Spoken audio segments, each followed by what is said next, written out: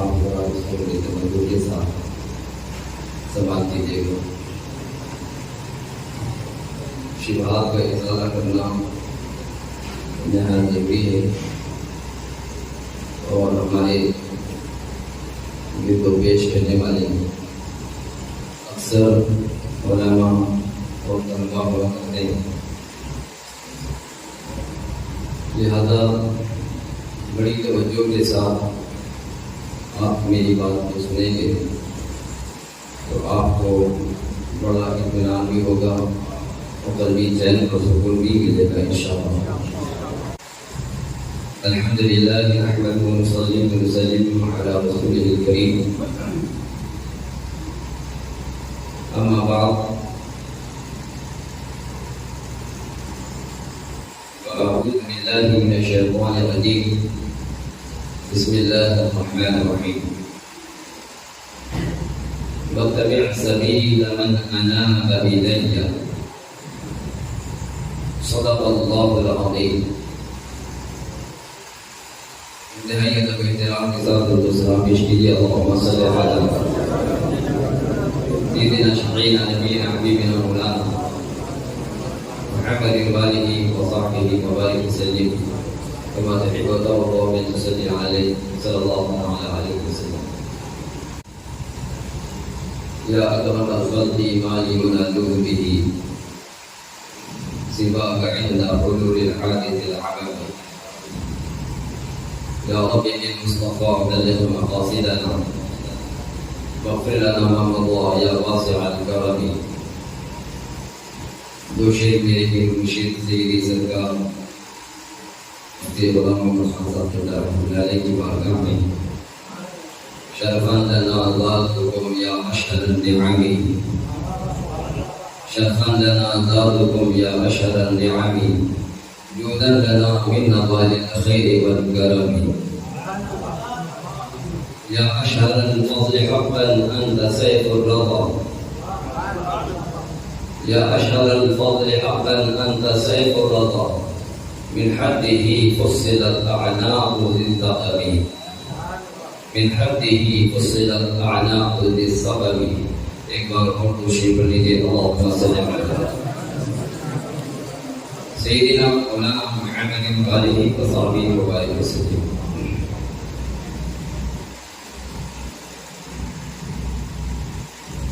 منزلیں آسان ہو جائے اس کے لیے جگہ جگہ لائٹ لگائی جاتی ہے۔ جب یہ روشنی مل جاتی ہے تو انسان کا سفر آسان ہو جاتا ہے۔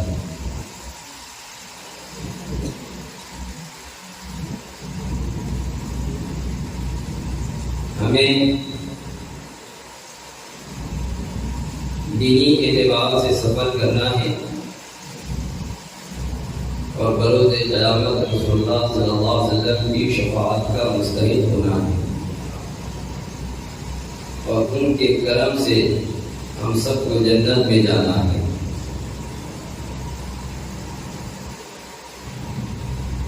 تو اس دنیا میں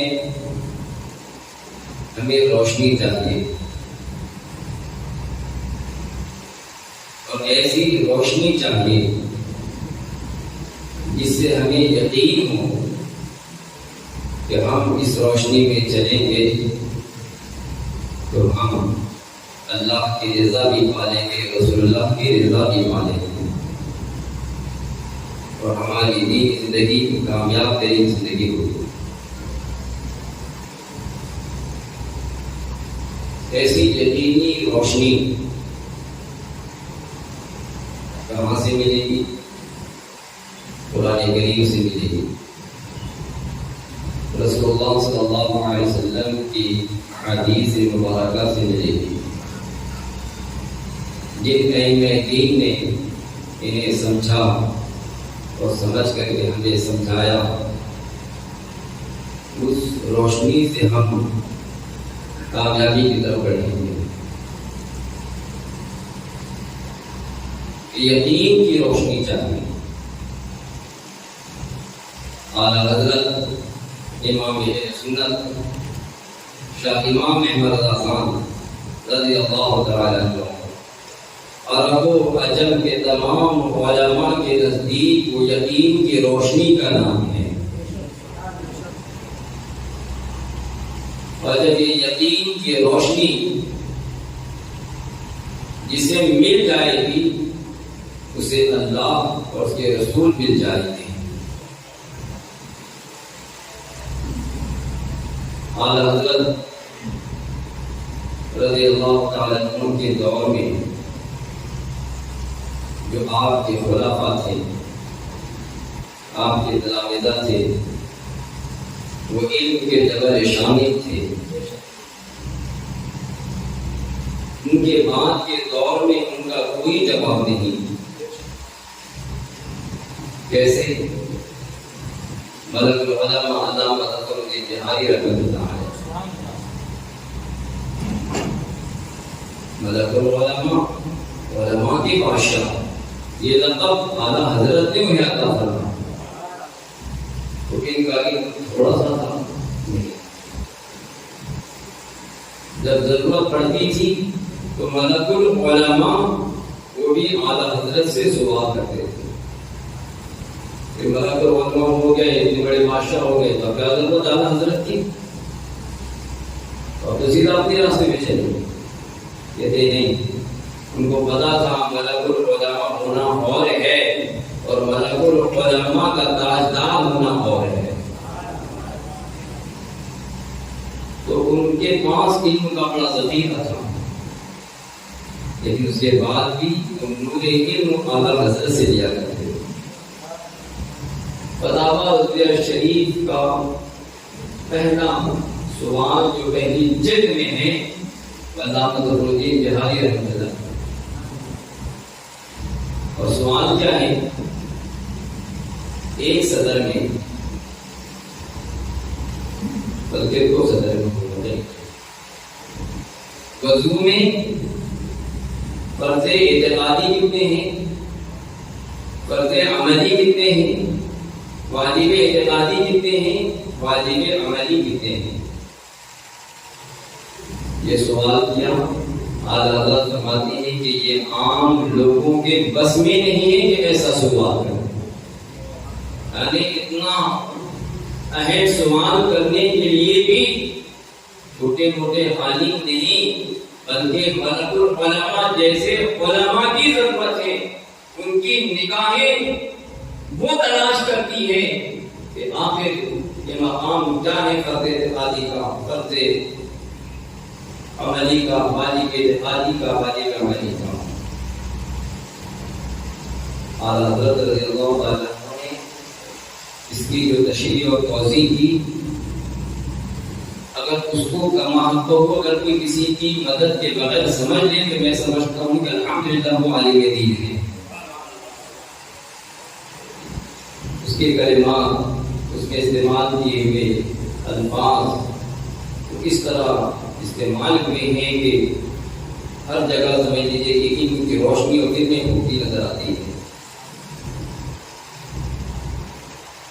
دو سطر کا سوال ہے، جواب کتنے سطر میں ہونا چاہیے؟ ہم اور آپ سوچیں گے تو 2-4 سطر میں، 1 صفحے میں، 2 صفحے میں. اعلیٰ حضرت رضی اللہ تعالیٰ عنہ نے 40-50 صفحے سے زیادہ جو عام طور پر کتاب ہوتی ہے اس کے حساب سے دیکھیے تو 70 صفحے سے زیادہ حضرت نے اس کا جواب نہیں فرمایا. یہ یقین کہاں سے مل رہا ہے؟ اعلیٰ حضرت رضی اللہ تعالیٰ عنہ کی بارگاہ سے مل رہا ہے. اب آپ اور دیکھیے، اعلیٰ حضرت رضی اللہ تعالیٰ عنہ کے خلفاء میں حضور سیدنا ضیاء الدین مدنی رحمۃ اللہ تعالیٰ نے جب آپ مدینہ میں تھے تو اعلیٰ حضرت کے یہ خلیفہ ہے، نبی پاک صلی اللہ علیہ وسلم کی بارگاہ سے انہیں قطب کا مرتبہ پیش کیا گیا ہے، انہیں قطب مدینہ کہا جاتا ہے. لیکن وہ بھی کہتے ہیں کہ میں مشاہدہ تیرا اے وقت کے امام اعلیٰ حضرت رضی اللہ تعالیٰ.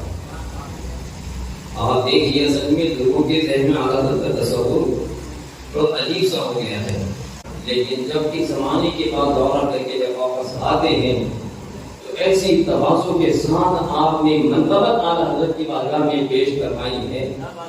مقتدا تم ہو، مقتدا تم ہو، امام میرے پیشوا تم ہو، میری زندگی تم ہو، میری ساری جو کچھ انہوں نے اعلیٰ حضرت کو دیکھا، ان کے جلووں کو دیکھا، چلتے پھرتے ہر طرف، تو ایسے شان سے اعلیٰ حضرت رضی اللہ تعالیٰ عنہ کی آپ نے منقبت بیان فرمائی اور کہا عبدالعلیم وہ تھی جس کے ہاتھوں پر ہزاروں لوگ اسلام کا کلمہ پڑھ رہے ہیں، عبدالعلیم ہے، مگر اعلیٰ حضرت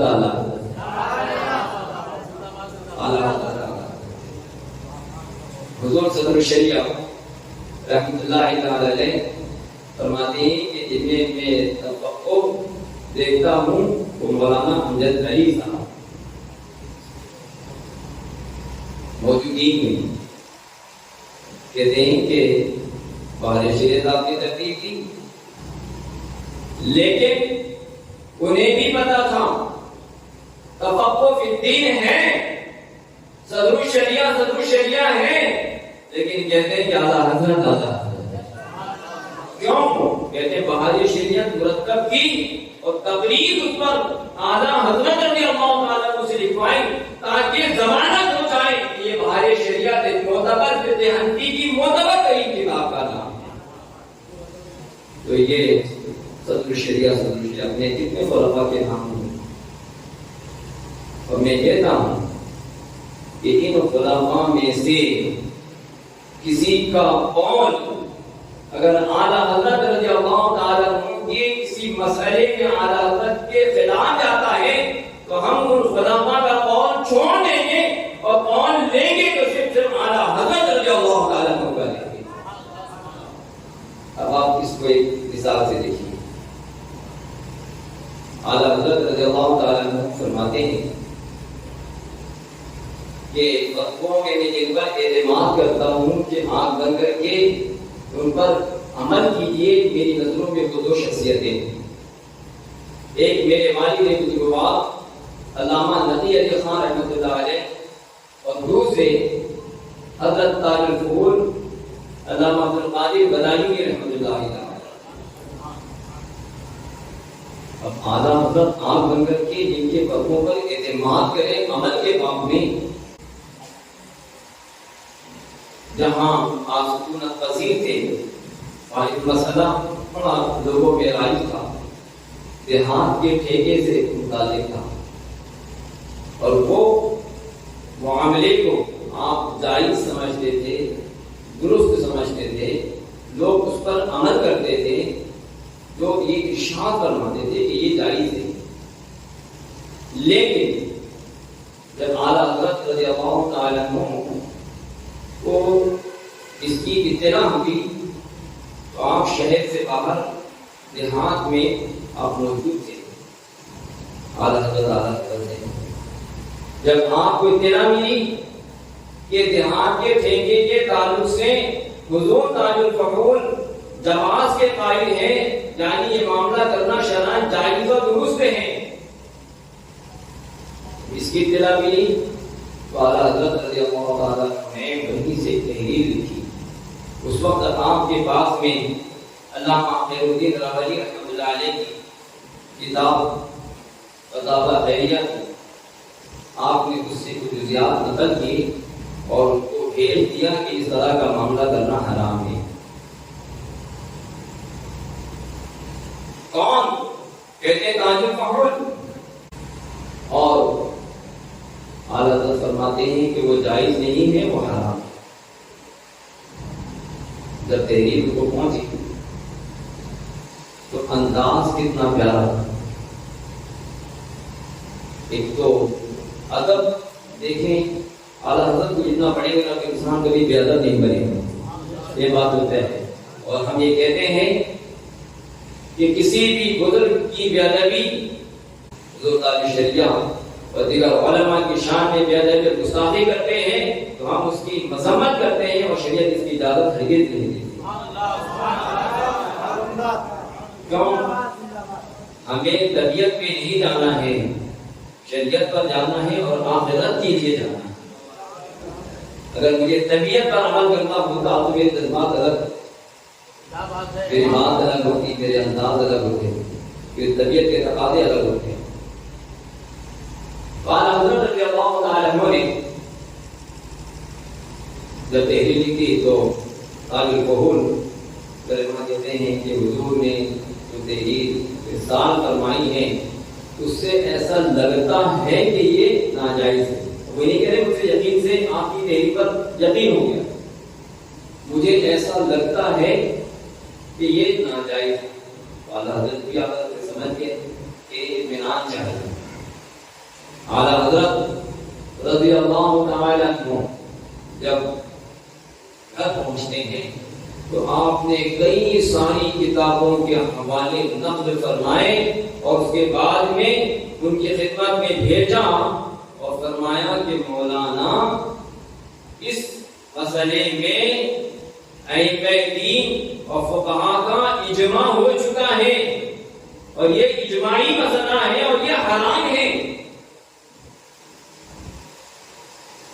اب ایک بات جس کی حرمت اجماع سے ثابت ہو اور کوئی اس کے حلال و جائز ہونے کا قول کرے تو بولے کہ وہ حرام کو جو جائز مان اس کا کفر کا فتویٰ ہے، ماں صلی اللہ علیہ وسلم کہتے ہیں کہ نہیں، کوئی فتویٰ نہیں، بلکہ جیسے ہی انہوں نے دیکھا اسے قبول کر دیا، سلام ہو گیا۔ تو اعلیٰ حضرت ہے، تاج الفہول ہے۔ اعلیٰ حضرت تو دور کی بات ہے، کوئی مفتی اعظم ہند کا جواب نہیں لا سکتا، کوئی حضور حجت الاسلام کا جواب نہیں لا سکتا ہے، کوئی حضور محدث اعظم ہند کا جواب نہیں لا سکتا ہے، کوئی حضور صدر اللہ قاضی کا جواب نہیں لا سکتا ہے، کوئی حضور ملک العلماء کا جواب نہیں لا سکتا ہے۔ جب ان کی بات اگر کسی مسئلے میں اعلیٰ حضرت کے کسی تحقیق کے خلاف ہو تو ہم صرف اور صرف عمل کرتے ہیں، تو اعلیٰ حضرت کے بیان کردہ حکم پر عمل کرتے ہیں۔ اور ان خلفاء نے بھی یہی تعلیم دی ہے، ان خلفاء نے یہی تعلیم دی ہے۔ ابھی آپ کو اندازہ ہوگا تاج الفہول نے قبول کر لیا، کہا سنو میں جو ہوں اپنی جگہ، لیکن امام نے کہہ دیا تو آپ اسے مانیں۔ یہ بھی بات سمجھ میں آ گئی کہ اتنے بڑے تاج الفہول ہیں لیکن کسی مسئلے میں ان سے خطا ہوئی، تو کسی فقیہ سے مسئلہ فقہ میں خطا ہونا عیب نہیں ہے، اعلیٰ حضرت فرماتے کہتی ہیں یہ خطا فی الفہم یہ ائمہ دین کے زمانے سے چلا رہا ہے، اس سے پہلے سے چلا رہا ہے، لیکن افسوس ہے کم پڑھے لکھے لوگ خطا فی الفہم کو وہ خاطی سمجھتے ہیں اور سمجھتے ہیں کہ کوئی خطا کار ہو گیا، کوئی کسی گناہ کا مرتکب ہو گیا، معصوم ہے۔ یہ تب علمی کے ذریعے خطا فی الفہم کا مقام الگ ہے اور خاطی ہونا الگ ہے جو ہمارے عرف میں بولا جاتا ہے۔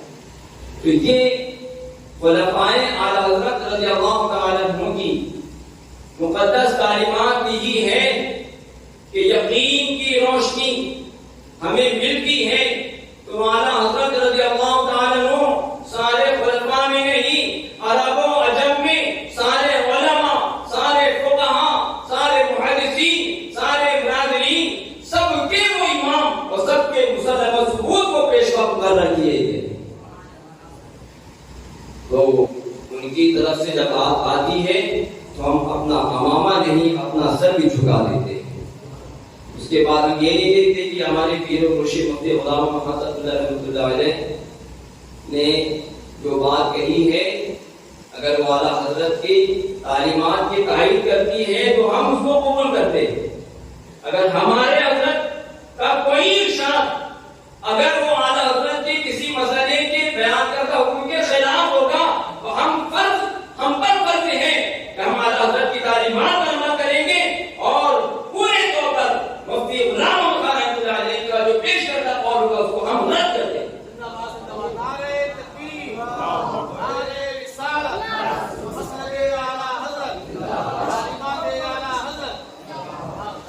حضور مفتی علامہ خان صاحب رحمۃ اللہ علیہ نے ہمیں ویسا ہی رنگ دیا ہے، ہمیں ایسا ہی سمجھایا ہے کہ میری بات ہو، کسی کی بات ہو، اعلیٰ حضرت کی کسی ارشاد کے خلاف کرتی ہے چھوڑو. تو یہ ہمارے نزدیک مینار نور ہے اعلیٰ حضرت کی ذات، اور یہاں ہم اعلیٰ حضرت کی تعلیمات کو پیش نظر رکھتے اپنے معاملات کرتے ہیں. ابھی میں خصوصی گزارشات والی تحریر سوشل میڈیا پر لکھی، تو الحمدللہ پیر و مرشد نے جو میری تربیت کی ہے وہ یہ ہے کہ الحمدللہ میں اپنی زبان سے بھی اور اپنے قلم سے بھی کسی کی بے ادبی کرنے سے بچتا رہتا ہوں، ان کی توہین و گستاخی کسی کی. لیکن ہاں دینی مسئلے میں کسی نے بیان کیا ہے اور اعتقاد کے باب میں مسئلہ ہے تو ہم تقلیداً اس کو قبول نہیں کریں گے. اللہ نے کہا مان لو، اس طرح تقلید سے عمل کرنا حرام ہے. تو آپ کیسے کریں گے؟ تحقیقاً. میں بولوں کسی کے بارے میں کیسا اعتقاد کرو، آپ نے کبھی نہیں کرنا، بلکہ آپ نے کہنا ہے حضرت تحقیق کیا ہے بتائیں تو کریں گے. اگر آپ میری بات پر کسی کے بارے میں اعتقاد کریں گے وہ بھی غلط ہے، آپ اسے تحقیق پوچھیں. اعلیٰ حضرت نے جن پر احکام کیے یہ نہیں کہا کہ ان کو کافر مان لو، کہا یہ گستاخ ہے رسول ہے اس وجہ سے ان کو مانو. اس کی وجہ ذکر کی جاتی ہے کہ اس وجہ پر کی وجہ سے کوئی اعتقاد کرتا ہے. تو بات دھیان میں رکھیں کہ کسی کے قول اور کسی کی بات کو مانی جاتی ہے تحقیقاً. اب ایک سامنے یہ بھی کوئی بات اب آپ کو قبول کرنا ہے، ماننا ہے، تو آپ لے کے تحقیقاً کیسے؟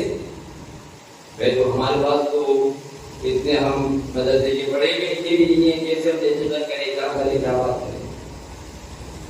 تو اس کے لیے قرآن کریم کے اصول آپ یاد رکھیے.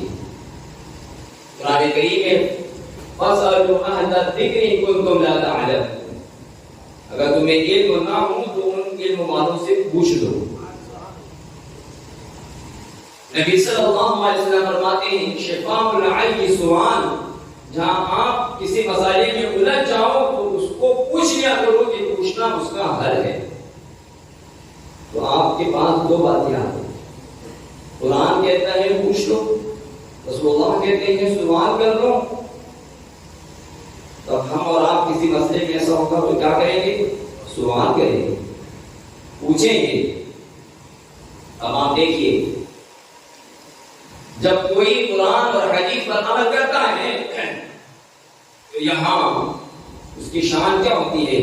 قرآن کریم میں ارشاد ہوتا ہے مَن يُطِعِ اللَّهَ وَرَسُولَهُ فَقَدْ فَازَ فَوْزًا عَظِيمًا، جو اللہ اس کے رسول صلی اللہ علیہ وسلم کی اطاعت کرے گا وہ انسان بڑا کامیاب ہوگا.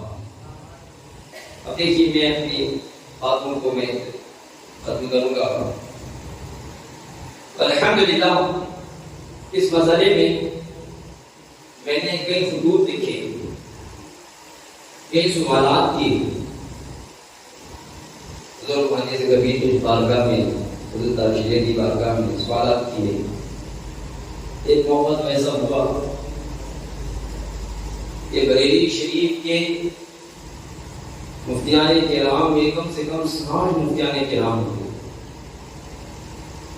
اس میں ہماری بزرگ بھی تھے، حضرت شریعہ بھی ہے، حدیث کبیر بھی ہے، علامہ حضرت خان صاحب شہزادے کا جو شریعہ وہ بھی وہاں موجود ہیں. تو اب میرے ذہن میں یہی ہے کہ آپ سوال کر لو مسئلہ حل ہو جائے گا. رسول نے فرمایا.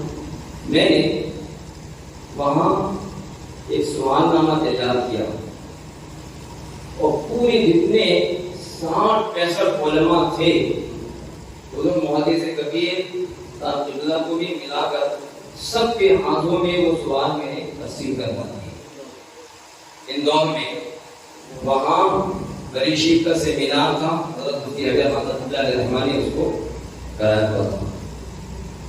سارے سوالات کیے 2012 میں نے کہا حضور آپ جواب دے دیں، اگر یقینی طور پر دلائل مل جائیں گے تو جو شریعت اپناتے ہوں گے اس کو پورا کریں، ہم اپنے طبیعت کے مالے نہیں، شریعت کے پر قربان ہونے والے ہیں۔ الحمدللہ ہم نے اپنا فرض ادا کیا، شام رات گزر گئی، دوسرا دن آ گیا، سیمینار شروع ہو گیا، ایسے علماء اسٹیج پر بیٹھے ہیں اور میں قریب میں بیٹھا ہوں، مجھے بھی بیٹھنا تھا، یہ نہ سمجھے کہ یہاں سے روانہ ہو گیا۔ سوال دے کر میں نے وہاں ٹھہرنا مناسب سمجھا اور 1 گھنٹے کے قریب میں بیٹھا ہوں، دیکھا کہ میں ذمہ داری پوری کر لی، میں وہاں سے چلا، دن بھر سیمینار، رات میں جلسہ، علماء چلے گئے، کسی نے جواب نہیں دیا، اس کے بعد پھر سوالات بھیجے گئے، تو مجھے تو جواب، ہم تو یہ کہتے ہیں کہ ہمارے سوالوں کی جواب دے دو، یا آپ یہ بتاؤ کہ اس چیز کی وجہ اور علت کیا ہے؟ وضو ٹوٹنے کی بھی علت ہوتی ہے، مگر علت جو وضو ٹوٹتا ہے کسی کا، ترمذی شریف میں عبداللہ بن مبارک رضی اللہ عنہ فرماتے ہیں کہ وضو ٹوٹنے کے لیے اتنا یقین ہو کہ آدمی قسم کھا سکے، تو وضو ٹوٹنے کے لیے اتنا یقین اور کسی کے ایمان کے تعلق سے بلا وجہ شریک اور کوئی یقین نہیں، کہ مجھے تو یہ معاملہ بھی سمجھ میں نہیں آیا کہ آخر یہ دیکھیے الحمدللہ میں بھی میرے طلبہ یہاں بیٹھے ہوئے الحمدللہ میں ان کو ہدایت علم پڑھاتا ہوں، اصول کی کتابیں پڑھاتا ہوں، ان کو جا کے ان کی تربیت کرتا ہوں کہ کس طرح وہ تحقیق فرماتے ہیں، کیسے مختلف مسائل آتے ہیں، سب کے احکام الگ الگ ہوتے ہیں، باقی علتوں کو کیسے دیکھا جاتا ہے، یہ ساری چیزیں الحمدللہ فضل الہی سے میں اپنے جو طلبہ ہوتے ہیں ان کی بھی تربیت کرتا ہوں۔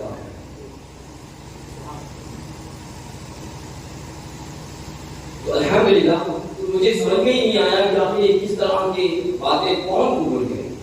بہرحال ہم نے سلطان العلماء ہمارے سر کے تاج فقہاء اسلام کے معتمد علماء اسلام کے دلوں کی ٹھنڈک، سارے امت مسلمہ کے دلوں کا چین و سکون، فقیہ اسلام حضرت مفتی محمد فوزل قبلہ مدد اللہ العالی نے بھی تنقید فرمائی، ہمیں ان سے بھی کیا حضور آپ بتا دو، فلاں صاحب آپ بتا دو، فلاں صاحب آپ بتا دو، وہ کہتے کر رہے ہیں کہتے کوئی حکم نہیں، وہ دیتے کر رہے ہیں کہتے کوئی حکم نہیں، وہ دیتے کر رہے ہیں کوئی حکم نہیں۔ اچھا یہاں ایک مس گائیڈ کرتے ہیں، کوئی چیز ہوتی ہے کہ بھائی چلو مان لو، اگر مان کر کے کوئی بات ہوتی ہے، کوئی یقین سے بات ہوتی ہے، اگر مان لو ایسا ہوا ہوگا بالفعل، تو یہ خطا بالفعل ہے۔ تو یہ لوگ اتنے نچلی سطح پر جا کے بات کرتے ہیں کہ خطا بالفعل کا مطلب خاطی ہوگا، یعنی سب کو خاطی نہیں، جبکہ دیکھیں حضور دار شریعہ نے حضرت محبوب الہی رحمۃ اللہ تعالی علیہ کو ایک مسئلے میں خطا بالفعل کی نسبت دی، تو کیا آپ یہ کہیں گے کہ محبوب الہی معاملہ خاطی ہو گئے؟ آپ خطا بالفعل شروع اٹھا کر دیکھیے، تو خطا بالفعل ایک اصطلاحی لفظ ہے، نہیں انہوں نے بول دیا تو خاطی، انہوں نے کہہ دیا خاطی، انہوں نے تو خاطی لکھ دیا، خاطی کہہ دیا ان کو خاطی ہو گیا، خاطی ہو گیا، ارے بھائی کوئی تکلیف کہ ناخن لو، کچھ ہوش لو، اور یہ کتابیں ہدایت وغیرہ پڑھ کر دیکھو، اردو کتابوں سے پڑھ کر کے باتیں کرنا آسان ہوتا ہے، یہ پڑھ کر کے سمجھ لو تو آپ کو اپنی اہمیت سمجھ میں آ جائے گی کون سے لفظ کا استعمال کہاں کیسے کریں۔ الحمدللہ کیونکہ ہمارا طریقہ یہ ہے کہ ہمارے پاس علم ہے کام، تو ہم کیا کریں گے؟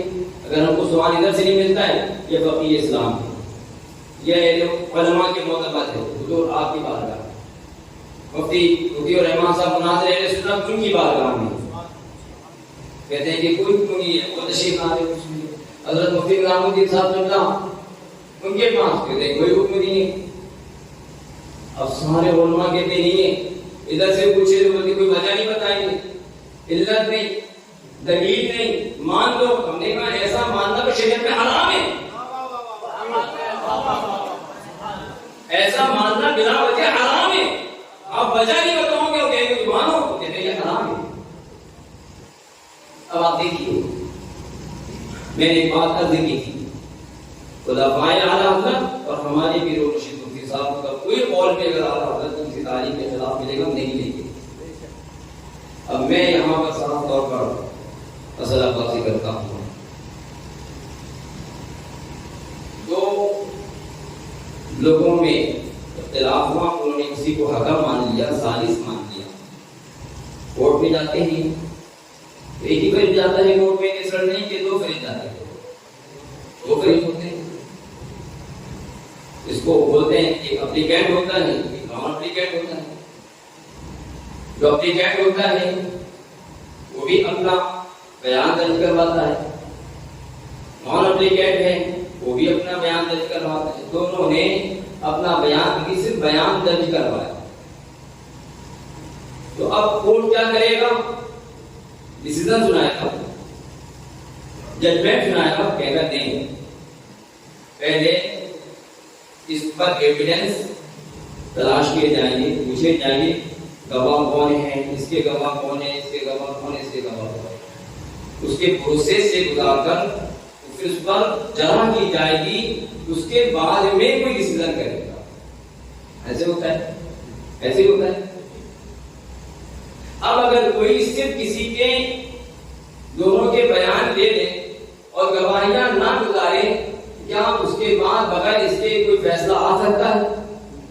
بولے آپ بولیے آ سکتا ہے, آ سکتے ہیں نہیں آ سکتے. اعلیٰ حضرت فرماتے ہیں کہ ایسا کوئی فیصلہ کرے گا تو باطل ہے, ایسا کوئی فیصلہ کرے گا مردود ہے, ایسا کوئی فیصلہ کرے گا وہ غلط ہے, ایسا کوئی فیصلہ کرے گا تو وہ امر محال کا فیصلہ ہے, وہ فیصلہ نہیں بلکہ کاغذ کا ٹکڑا ہے. اس پر عمل کرنا حرام اور ناجائز. میں نے آیتیں چھوٹی جو آیت جانا حضرت اس پر لکھی ہوئی ہے, جو سب اعلیٰ حضرت رضی اللہ عنہ نے چھوڑا ہے. اب آپ سنیے کہ بیان آنے کے بعد اگر گواہیاں نہیں گزاری تو اعلیٰ حضرت فرماتے کہ فیصلہ نہیں, میں پوری ذمہ داری سے کہتا ہوں اگر واقعے کے خلاف میری بات ہو تو میں اپنے سر کی قربانی دینے کے لیے تیار ہوں. یہ نہ سمجھنا کہ میں مشتبہ جوش اور جذبے میں بات کر رہا ہے. نہ مجھے شریعت, نہ مجھے رسالت, نہ مجھے شریعت اسلامیہ ہماری جانیں اور ان کا قدر کرنا اس کے لیے درپیش ہے. ہم اس کے لیے ہمیشہ تیار ہیں.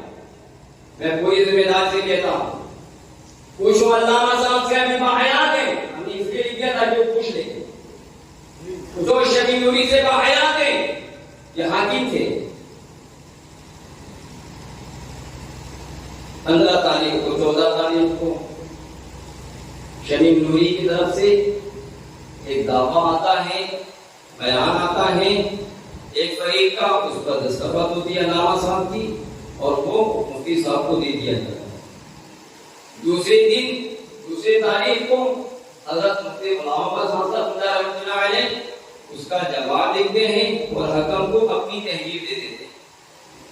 ابھی کیا ہوا, حکم کے پاس دونوں فریق کے صرف اسٹیٹمنٹ آئے, صرف بیان آئے, اور اس کے بعد حضرت مفتی صاحب رحمۃ اللہ علیہ کی آخری زندگی کے آخری وقت تک اس کے بعد نہ کوٹ لگا, نہ فریقین کو جمع کیا گیا, نہ حکم صاحب جمع ہوئے, نہ فریقین جمع ہوئے, اور کوئی مجلس قضا نہیں, مجلس حکم نہیں, کچھ بھی نہیں.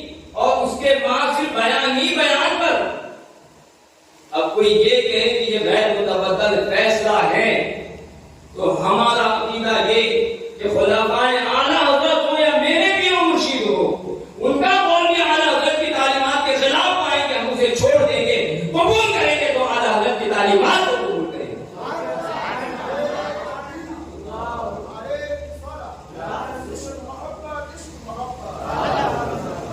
تو یہ اچھا آپ دیکھیے, بولتے ہیں کہ وہ ثبوت نہ دے سکے تو حکم کفر ہوگا. اب آپ یہ ماضی بولے گا، حاضر کا بولے گا کہ جب بلائے گا اور گواہ طلب کرے اور گواہی نہ دے سکے تو وہ لوٹے گا، وہ جیسے کہ تب بھی نہیں لوٹتا ہے. گواہی سے گزاری نہیں، ہاں گواہی سے گزارتے اور نہ دے سکتے تو یہ بات کہی جا سکتی تھی کہ یہ ثبوت نہ دے سکتے. ارے تم نے مانگا ہی نہیں تو ثبوت دے سکنے کی اور نہیں دے سکتی کی بات کیسے آئے؟ ارے آپ مطالبہ کرتے ہیں کہ آپ یہ گواہ دو، یہ گواہی دو، یہ گواہی دو، اس کے بعد یہ نہیں دیا، تب آپ یہ کہتے ہیں کہ نہیں دے سکے، نہیں دے سکے، نہیں دے سکے. تو جو بات آپ نے اس طرح بھی، لیکن یہ نہیں دے سکے یہ بھی بات نہیں کر سکتے جب تک کہ آپ نے ان سے گواہی کا مطالبہ نہیں کیا. تو علت ہی نہیں بنی. جب علت ہی نہیں بنی تو کسی حکم کا لوٹانا بغیر علت کے اور غیر متبادل فیصلہ کرنا بینہ کے بغیر، یہ پروسیس ہے قاضی کے قضا کے لیے. پروسیس کیا ہے؟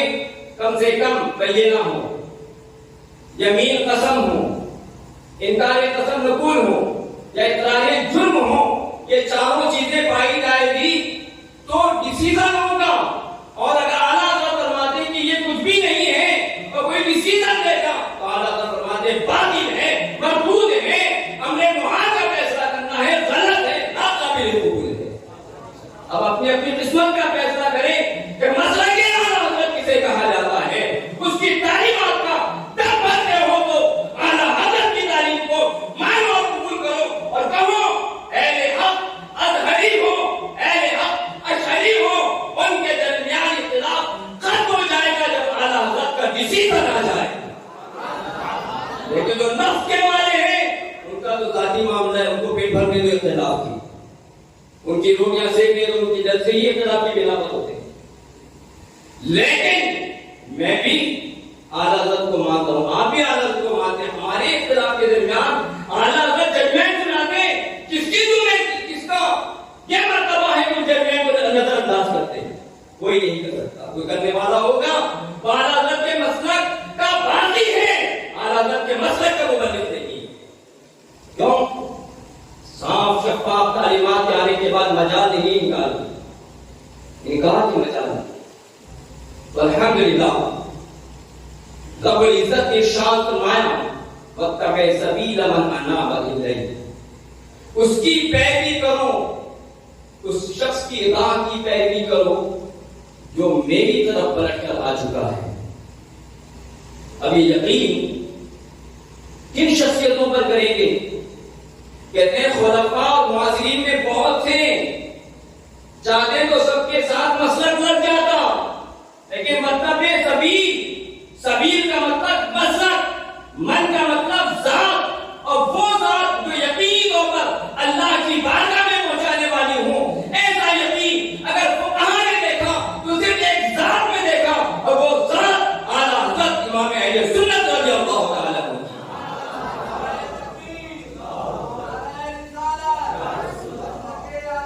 تو یہ مسلک اعلیٰ حضرت بھی سبیل سے مسلک لیتے ہیں، من سے اعلیٰ حضرت اپنے دور میں سب کا اتفاق ہم مراد لیتے ہیں.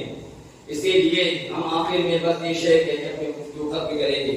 مسلک اعلیٰ حضرت ہی ہے دین حق، مسلک اعلیٰ حضرت ہی ہے دین حق. اس کی حد سے جو باہر نکل جائے گا کل بروز قیامت خدا کی قسم وہ جہنم میں دیکھنا، وہ جہنم میں چل جائے گا. جن کے اعتقادات اگر متاثر ہوں گے تو وہ اپنا انجام کو پہچانے، اور جو فقہی معاملات میں کرتے ہیں ان پہ الزام نہیں آتا ہے، ان پر ہم الزام نہیں دیتے ہیں فقہی معاملات میں، ظنیات میں. لیکن ایسا جذب، ایسا یقین. ایک اور بات، یہ میں اس طرح کی چیزیں بہت دنوں سے میں نہیں چاہتا تھا کہ میں لکھوں، لیکن معاذ اللہ رب العالمین وہ ہمارے ساتھ ایسا سلوک کر رہے ہیں جیسے کہ کوئی وہابی دیوبندی ہے. اتنا ظلم. اعلیٰ حضرت فرماتے ہیں کہ جس نے چاروں چیزوں سے نہیں گزاری اس نے حقوق العباد کو ضائع کیا. 20 سال میں حقوق العباد کو ضائع کرنے کا ذمہ دار کون ہوگا؟ ہماری عزت کے حقوق ضائع کیے، ہماری آبرو، ہمارے گھر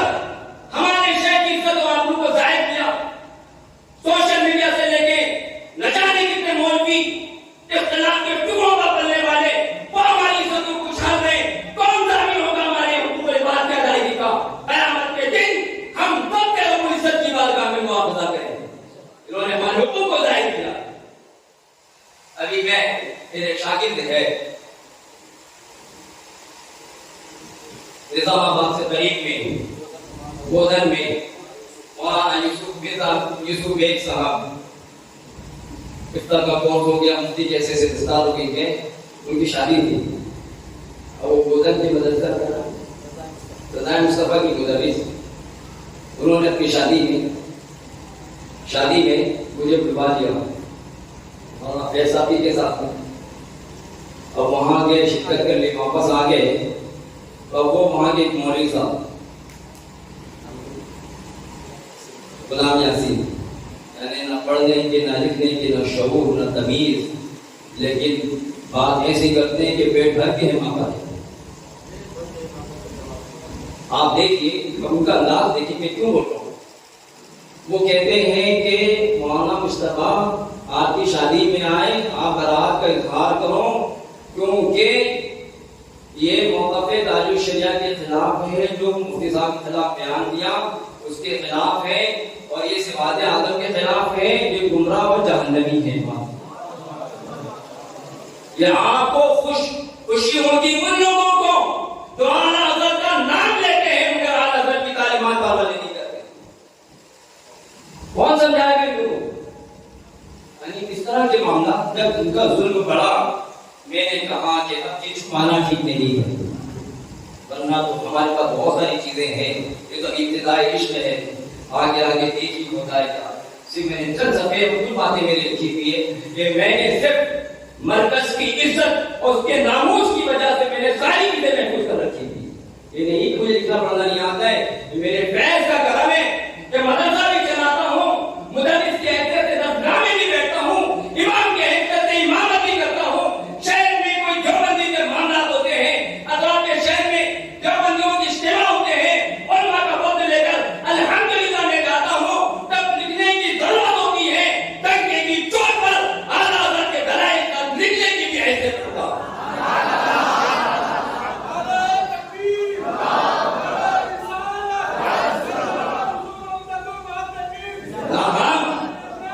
نظرانے والے مقرر نظرانے والے پیر کہ کسی کی ہمارے کچھ ہو جائے تو تکلیف ہو جائے, ہمیں کوئی ضرورت نہیں. الحمدللہ ہمارے پاس ایک پیر موجود ہے, ایسے علماء موجود ہیں, رسول اللہ کے دیوانے موجود ہیں. تو آپ یاد رکھیں. میں ایک چیز اور بتاؤں, میں 10 دن کا بھی دورہ کیا پتا یہ پونی وغیرہ کے طرف, وہاں تبلیغی دورہ تھا, اعلان ہو گیا, سب ہو گیا. وہاں جب چلے گئے تو انہوں نے ایسا کام کیا, سارے لوگوں کو منع کر دیا, ساری مسجدیں بند, رات ہو گئی, کوئی انسان حال نہیں, یہاں تک کہ کوئی پانی پلانے کے لیے بھی تیار نہیں, دروازے بند. میں نے کہا کہ دیکھو اس موقع کو دیکھ کر اس نے بھی نبیل کی یاد آئی رضی اللہ تعالیٰ. مولانا محمد صاحب اللہ مدد اللہ کے اللہ تعالیٰ کے صحت و تندرستی اللہ ان کا سایہ کے مطلب پر دراز کریں.